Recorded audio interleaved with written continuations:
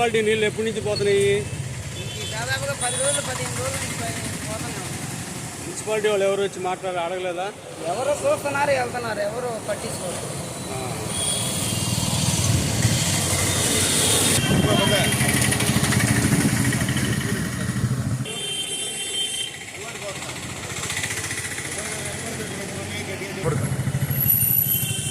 చిలకలూరుపేట పాత police station పరిధిలో ఇక్కడ కంటిన్యూగా వాటర్ పోతా ఉన్నాయి. ఇక్కడ స్థానికులను అడిగితే దాదాపు 10 రోజుల నుంచి లీక్ అయ్యి చాలా ఫోర్స్గా పోతా ఉంది. మీరు చూడొచ్చు.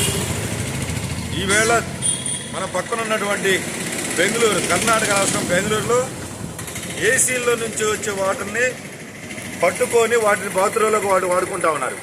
స్నానం చేయడానికి కూడా నీళ్ళు లేని పరిస్థితులు ఉన్నాయి అక్కడ బెంగళూరులో. మనం పత్రికల్లో చూస్తూ ఉన్నాం.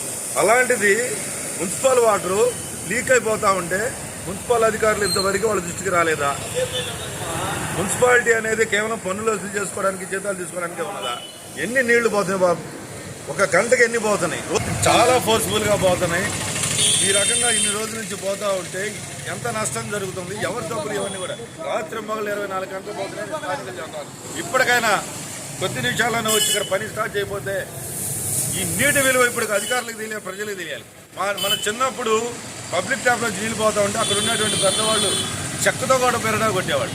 ఆ రకంగా ఉండే రోజుల నుంచి వాళ్ళు యథేచ్ఛగా మెయిన్ రోడ్లో, చిలకలూరుపేట మెయిన్ రోడ్లో పోతా ఉంది. అధికారులు ఇప్పటికైనా